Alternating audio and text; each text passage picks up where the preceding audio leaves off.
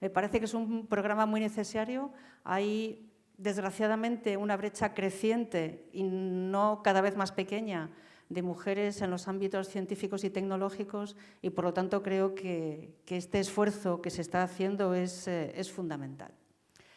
Bueno, a pesar de eso, diréis, bueno, pero tú no eres de ciencias. Bueno, yo soy de ciencias de otra manera, ¿no? De las ciencias sociales que no necesariamente son ni menos ni más. Y os voy a hablar de lo que ellos me han pedido que hable, que es del emprendimiento, que es un tema en el cual llevo trabajando bastantes años. Y bueno, yo cuando hablo del emprendimiento a foros que no son ya de emprendedores, me gusta siempre empezar por preguntar qué es lo que vosotras entendéis que es emprender o qué pensáis que es una persona emprendedora. Bueno, en realidad, cuando uno revisa muchas de las cosas que se hacen de emprendimiento, hay una tendencia a presentar a los emprendedores como una especie de superpersonas, en realidad de superhombres, porque cuando se habla de emprendedor se tiende a hablar del emprendedor como si fuera un hombre, cuando no es verdad, ¿eh? Yo aquí he aplicado el sesgo de género al revés y he puesto una mujer. Pero en realidad se tiende a hablar de un emprendedor, es un superhombre, un llanero solitario que desafía las dificultades y se convierte en rico, ¿no? Y al final tiene un BMW a la puerta esperándole y un jet privado. Esa es la imagen que se vende muchas veces de los que es ser un emprendedor.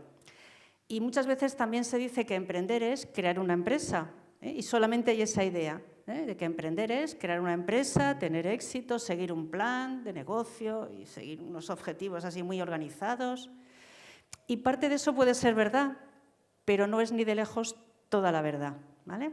Entonces, yo os quiero contar aquí esta transparencia que tenéis ahí, es la que yo le pongo a mis alumnos el primer día de clase. A mí me gusta presentarme cuando empiezo mis clases. Hoy Ana me ha hecho ese trabajo y lo ha contado, pero normalmente llegas a una clase con 30, 40, 50 personas que no te conocen de nada, con las que vas a estar trabajando, interactuando durante semanas, y me parece que lo mínimo es presentarse, ¿no? Y si veis, ahí yo pongo que lo he puesto en rojo, habitualmente no lo pongo en rojo para que os fijéis, que aparte de ser catedrática, doctora, todos los puestos en los que he estado, me defino a mí mismo como emprendedora, impulsora y gestora de cambios. Bueno, si lo que hemos dicho antes de lo que es ser emprendedor fuera así, dirías, bueno, pero tú no eres una supermujer rica, no has creado una empresa, ¿cómo te defines a ti misma? Como si fueras una emprendedora o una gestora de procesos de cambio. Bueno, pues precisamente por esto que os quiero contar, porque ser emprendedor, ser emprendedora, puede ser crear una empresa, pero puede ser muchas otras cosas que crear una empresa. Voy a tratar de explicaros lo que es ser emprendedor y para eso, claro, como yo soy científica, pues lo voy a hacer lo primero con una revisión de la literatura, ¿no? O sea, ¿qué es lo que las personas que han estudiado el emprendimiento nos dicen de lo que es ser emprendedor y lo que es emprender?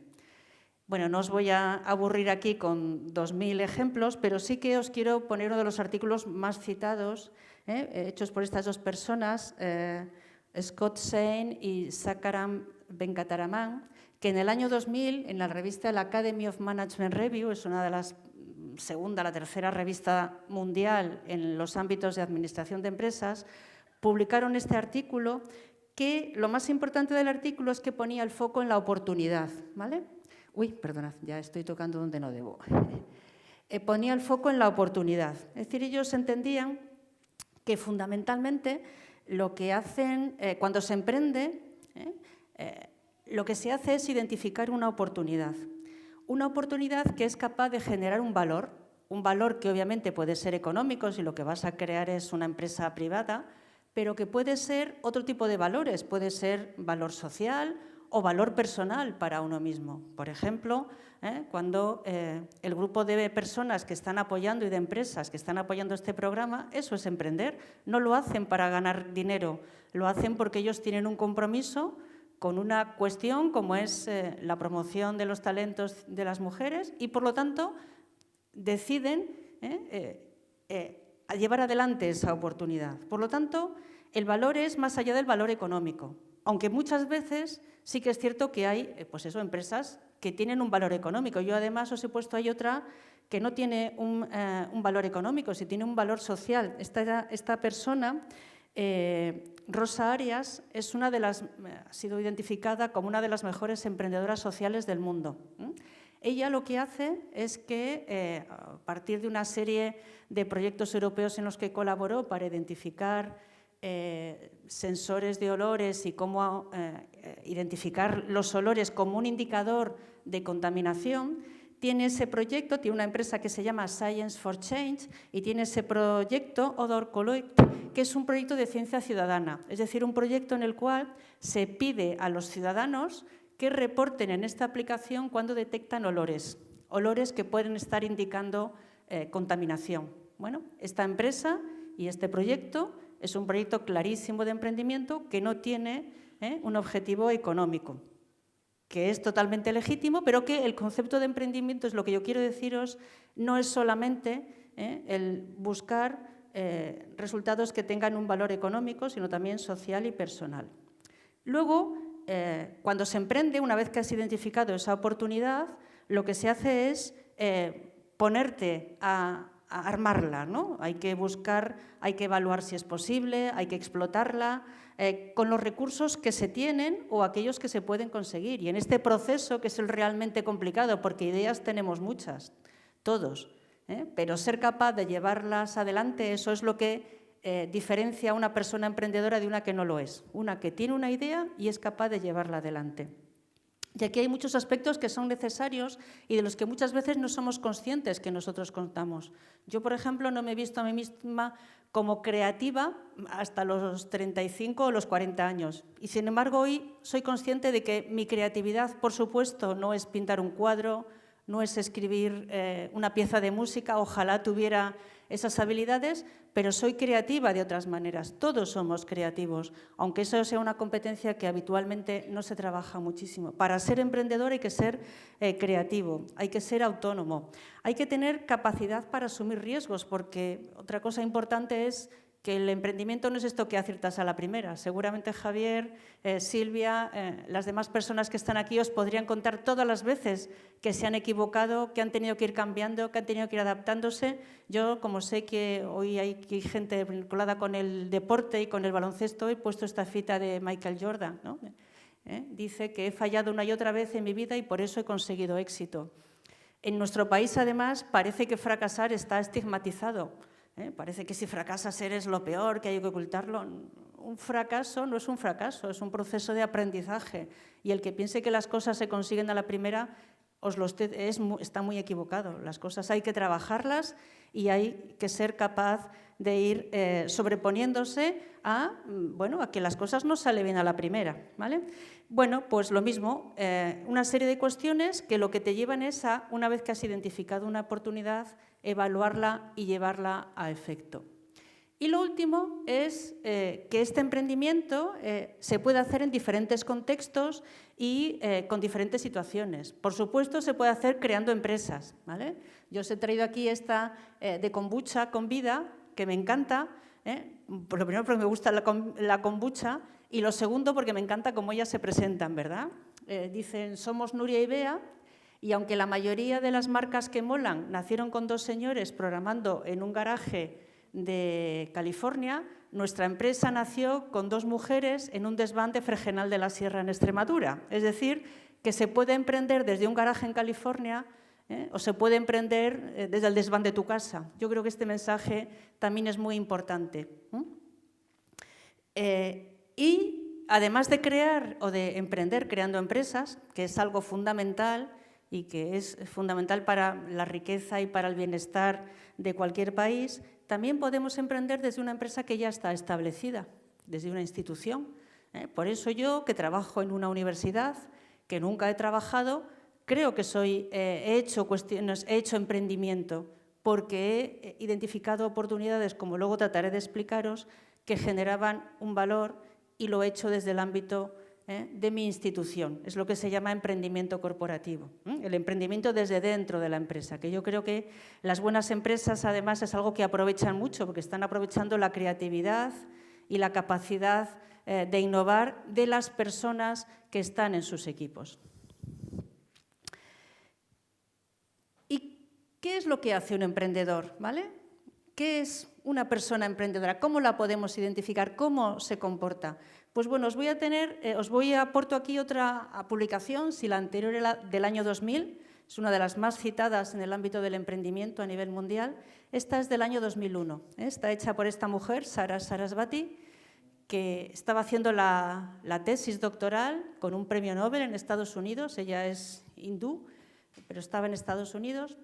Y estaba investigando qué es lo que hacían los emprendedores. Y lo que encontraba, pues no le parecía que era lo que ella veía. Venía de una familia de empresarios, había visto a su familia cómo emprendía y decía, esto que me explican los libros no es lo que yo he visto en mi casa, ¿no? Y decidió investigar eso. Entonces, bueno, ya su investigación consistió en entrevistar, bueno, un proceso muy largo a un montón de emprendedores, y al final ella pues encontró que realmente lo que hacían los emprendedores no es lo que se decía en los libros en aquel momento, ¿no? Ella lo que identificó, y esto es ahora mismo uno de los, digamos, formas que a mí personalmente me parece que mejor reflejan lo que es ser una persona emprendedora. Lo primero es que una persona emprendedora no espera que las cosas sean perfectas para tomar decisiones o para emprender.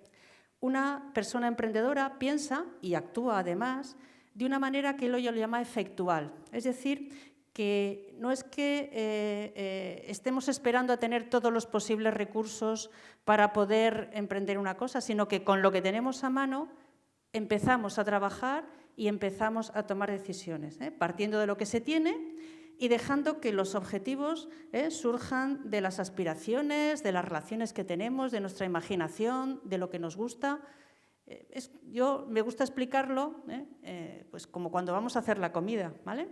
Hay veces que cuando vamos a hacer la comida decimos, bueno, mañana que es domingo, hoy que es el Día del Padre, vamos a hacer paella. Entonces, como vamos a hacer paella, pues ya vamos, compramos el arroz, el marisco, lo preparamos, lo planificamos todo. Eso sería una lógica causal, ¿no? Tenemos un objetivo y buscamos los recursos y lo ejecutamos. Pero muchas veces, al menos yo, cuando voy a hacer la comida lo que hago es abrir la nevera y veo qué tengo en la nevera.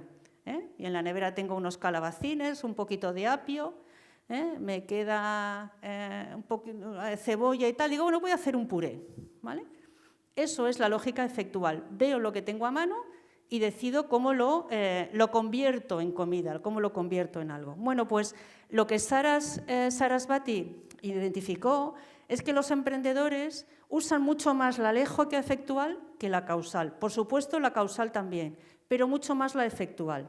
Que además, otra cosa que hacen los emprendedores es darse cuenta o reconocer que en realidad el futuro está moldeado sustancialmente por la acción humana, no es algo que nos venga dado. Eso es importante. Por desgracia, en el mundo en el que estamos esto es muy obvio, ¿no? Que el cambio es lo más normal en la naturaleza, pero que el ser humano está acelerando de una manera espectacular estos procesos de cambio. Si nos llevó 12.000 años pasar de la agricultura a la revolución industrial, en los últimos 200 ya no sabemos por cuál de las revoluciones industriales vamos, la tercera, la cuarta, la sexta, tenemos el cambio climático, la globalización. O sea, todos esos procesos de cambio en realidad están impulsados por el ser humano, no es algo que venga dado. Y por lo tanto, nosotros también, como seres humanos, tenemos capacidad de influir en ese proceso de cambio. Y por lo tanto, como es el ser humano el que está impulsando esto, además de obsesionarse con predecir, no sé si os han contado esa historia de cuando a principios del siglo XX se hicieron unos estudios para prever o identificar los posibles inventos y nadie fue capaz de adivinar ni siquiera la aparición del bolígrafo. O sea, es que predecir lo que va a ocurrir en el futuro, cómo va a ser la tecnología, es muy complicado. Sin embargo, lo que hacen los emprendedores, por supuesto, tratan de tener escenarios, de ver qué puede ocurrir, de predecir, pero sobre todo trabajan con las personas que están dándole forma al futuro, donde se están tomando las decisiones, tratan de influir en ese futuro. Porque bueno, pues los procesos de cambio son tan brutales, sobre todo en el ámbito tecnológico, pero también el social, el económico, que bueno, esta tabla que tenéis aquí o que os he puesto aquí, lo que nos muestra es el cambio de las empresas más importantes en la Bolsa de Nueva York entre el año 2006 y 2017. Las que están en gris en el 2006 como veis, las que están en gris son las nuevas. Las viejas empresas del 2006, las Exxon, la General Electric, el Gazprom, el Citigroup, han desaparecido todas apenas 10 años después. Y las empresas que están en el top de la Bolsa de Nueva York, pues son totalmente nuevas, ¿no? Es decir, que hay un proceso de cambio tan fuerte que hay que tratar de estar implicado en ese proceso de cambio, que en definitiva es. Por lo tanto, si esto es emprender, esto es ser emprendedor o emprendedora, ¿por qué digo yo que soy emprendedora? Bueno, pues lo primero, porque he construido mi carrera a partir de aquello en lo que era buena y con los recursos que tenía. En ese sentido, he sido bastante efectual. Yo, cuando he tenido que tomar una decisión, siempre he pensado, bueno, ¿yo en qué soy buena? ¿Qué es lo que me gusta hacer? ¿Dónde me siento cómoda? Y a partir de ahí he ido tomando mis decisiones. A mí me gusta hacer las cosas bien, o sea, para mí una cosa bien es una cosa 10, un 5 es la mitad de bien, pero al mismo tiempo no me obsesiono con la perfección. Pues hay que quedarse con un 7, estupendo para todos, ¿vale? Esta idea de a dónde quiero ir y hacerlo lo mejor posible, pero tampoco sin obsesionarse. Me gusta estudiar, me gusta aprender. Yo hice un bachiller de ciencias puras como el vuestro, como hacéis aquí la mayoría. Sin embargo, luego acabé una facultad de empresariales, de ciencias económicas y empresariales, porque yo no podía irme fuera de mi casa a estudiar, eran otros tiempos y eso no era posible. Entonces, de lo que yo tenía aquí, de la oferta que había, pues fui descartando y me quedé con la mejor opción posible para mí, una opción que me ha encantado desde el primer día. ¿Por qué? Pues por la diversidad de la carrera, ¿vale? En la Facultad de Económicas estudiamos Derecho, estudiamos cuestiones relacionadas, algunas, ahora menos, antes más, que la carrera más larga, con cuestiones medioambientales, estudiamos matemáticas, estudiamos temas relacionados más con la sociología. Es decir, es una diversidad que a no todo el mundo le gusta, pero a mí particularmente sí que me resultó muy estimulante, ¿no? Y al finalizar la carrera, pues yo tuve dos opciones. Tenía la opción de ir a una empresa multinacional y al mismo tiempo yo soy de la primera promoción de la Facultad de Ciencias Económicas y Empresariales, pues me ofrecieron un contrato para quedarme como ayudante, que era la primera paso en aquel momento, en la Facultad de Económicas, de la cual yo era la primera promoción, estaba recién creada. Y bueno, lo mismo, esa decisión tan importante, ¿no? Y yo pensé, bueno, a mí, ¿yo en qué soy buena? ¿O qué me gusta hacer? Hombre, la empresa me atraía mucho porque era una empresa importante, pero por otro lado pensé, bueno, yo realmente me encanta estudiar, aprender, entender por qué pasan las cosas. Y me decidí por iniciar esa carrera universitaria, que es la que ha condicionado pues mi vida. Además, tengo una red de personas con las que colaboro. Yo procuro no hablar nunca en primera persona, porque esa idea de que emprender es algo en solitario es absolutamente falso. Yo creo que Javier, Silvia, me refiero a ellos porque son los que conozco, sé que hay otros empresarios aquí, seguramente lo tenéis muy claro. Hay una grandísima evidencia de que el emprendimiento es algo de equipo, muchas veces de un equipo familiar. ¿Por qué familiar? Porque es en la familia donde tú tienes la confianza absoluta de que no te van a engañar, de que no te van a defraudar y de que te van a apoyar. El emprendimiento no es una cuestión solitaria, es una cuestión de equipo. Y yo soy perfectamente consciente de esto. Yo siempre presento a mi red de personas colaboradoras que no están aquí ni de lejos, ¿no? Tanto todas aquellas de la Universidad de Cantabria como con las personas de otros países con las que también colaboro en docencia, colaboro en investigación, en transferencia, en gestión. Yo no sería capaz de hacer lo que hago sola. Necesito estar con otras personas con las que pueda compartir y que nos podamos complementar. Y además, yo creo que soy emprendedora porque he aprovechado las oportunidades que se me iban presentando. Bueno, Carlos comentaba antes que nosotros conocíamos los dos al que era mi director de tesis, entonces decano de la facultad. Él era el decano de la facultad y cuando acabó su mandato me dijo, Conchi, tienes que presentarte. Y bueno, pues yo decidí un poco alocadamente, seguramente, decir que sí. Yo, la verdad, he de reconocer que tengo muy mal aprendido lo de decir que no, pero bueno, aquí he llegado y no me puedo quejar, ¿no? Y esa decisión, en el año 1996, me presenté a mis primeras elecciones, estaba embarazada, por cierto, de mi primer hijo, y pues las gané. Y eso inició un cambio radical en mi carrera porque me llevó al ámbito de la gestión universitaria, donde realmente he estado 20 años en puestos de primer nivel dentro de la universidad, ¿no? Esos puestos de decana, vicerrectora y demás que ha comentado. Pero ¿qué fue lo que fue muy importante para mí en el decanato? Pues que el decanato me permitió ver cómo se investigaba fuera de Cantabria. Es decir, que nosotros tenemos una universidad muy pequeña, muy emergente, y las cosas estaban cambiando muy deprisa a nivel nacional en cómo se exigía investigar. Y aquí yo no tenía referentes para hacerlo. El decanato, el vicerrectorado, me sirvieron para salir, para ver a personas de primer nivel que en España y fuera de España estaban investigando de otra manera. Y eso me permitió aprender cómo se estaba investigando en los mejores sitios del mundo y me permitió pues empezar pues, a publicar en inglés, a llegar a los sitios donde se hace. O sea, mis alumnas de doctorado pues empiezan a publicar en inglés en las primeras revistas del mundo desde que hacen el doctorado. Yo mi primer artículo en inglés lo hice cuando ya era decana, tenía 2 hijos.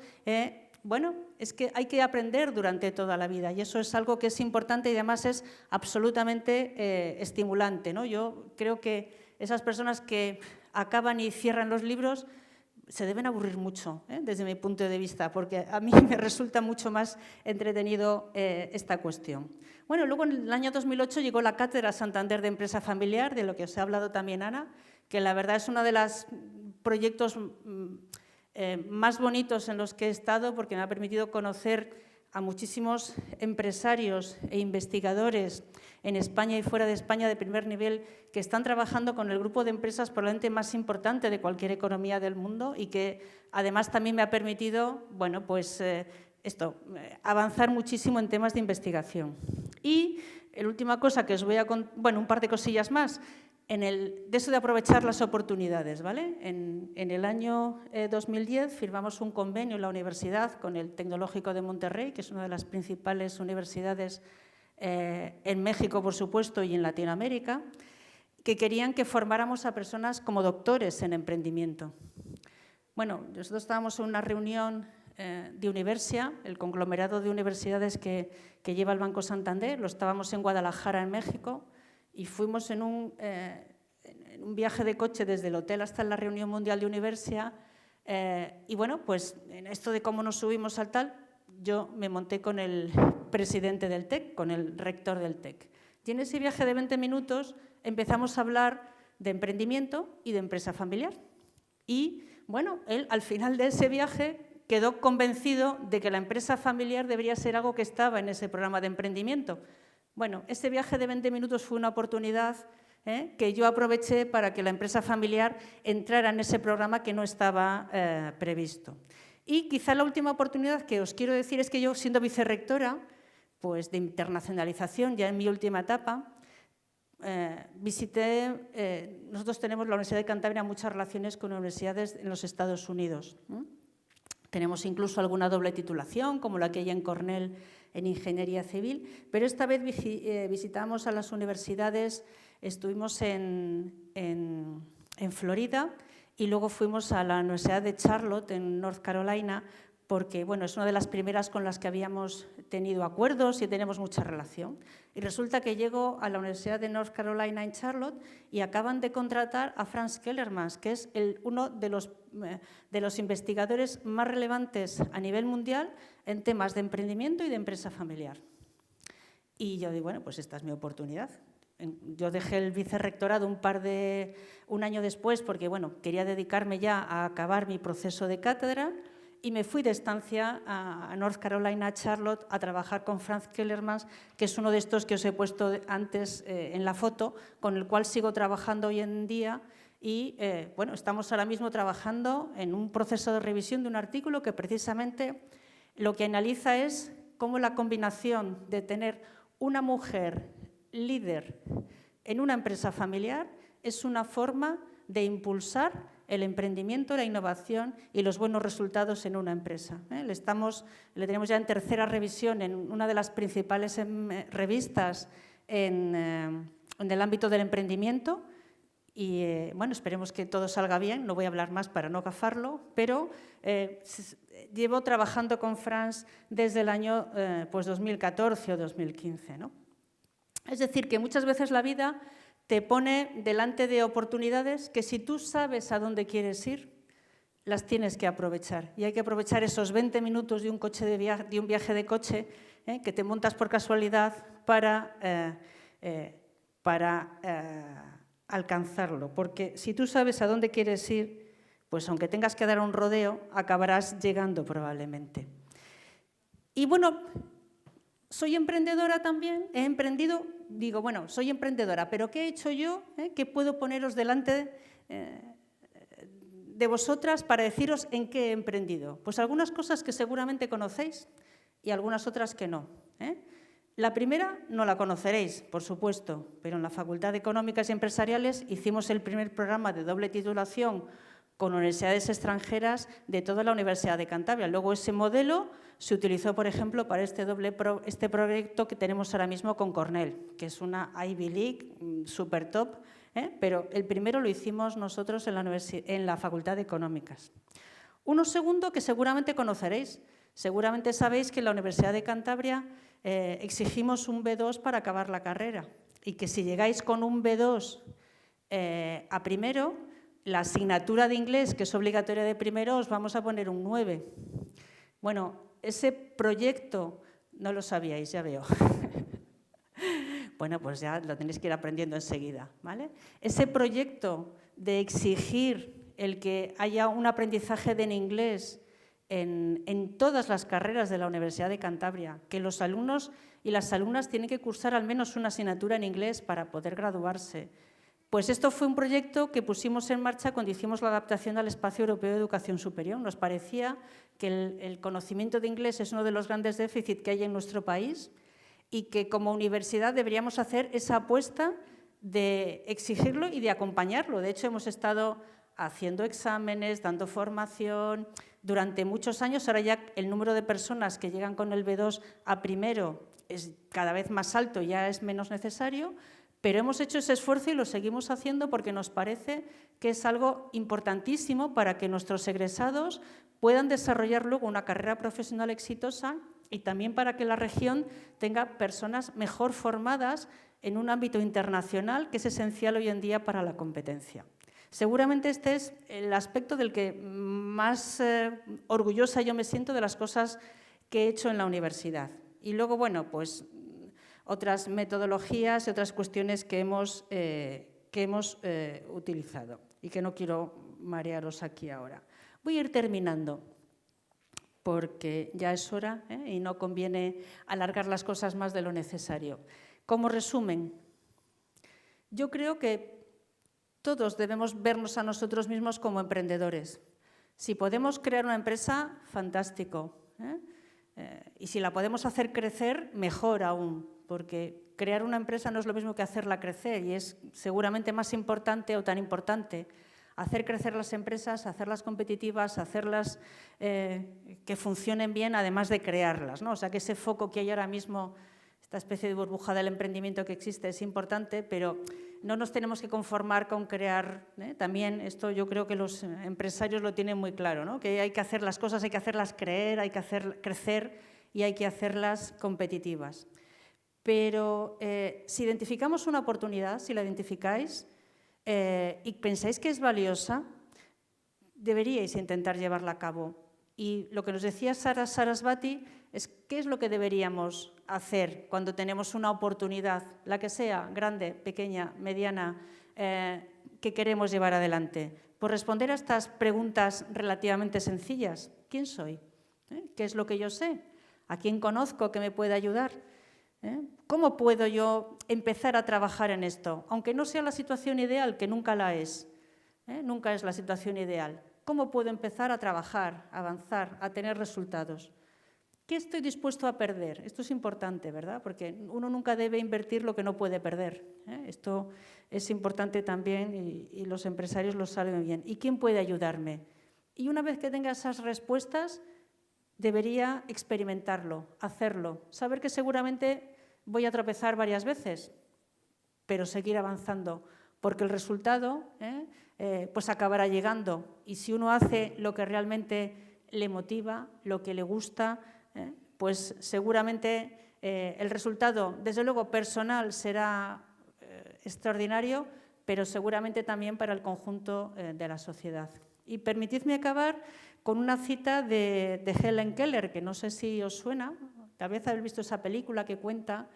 Helen Keller era una sordociega que nació en Estados Unidos en el año 1880, padeció una infección, parece que poliomielitis, que la dejó sorda y ciega a los 19 meses y bueno, pues estuvo aislada prácticamente del mundo hasta que su profesora, Anne Sullivan, fue capaz de desarrollar lenguajes de signos para comunicarse con ella. Luego ella pues acabó formándose, fue oradora, aprendió a hablar, sufragista y activista política en Estados Unidos. Por esto es una mujer que, teniendo unas condiciones de partida terribles, fue capaz de desarrollarse como persona y de tener una vida activa en lo que ella entendió.